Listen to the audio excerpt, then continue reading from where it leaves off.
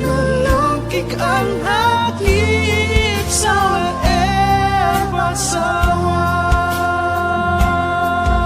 Keep wrapped in jambong batang chocolate. Kadeng isyarat re, kit haba. Lur hasahit neng, naik at sa senya. Jeng siya'y papalang sirda.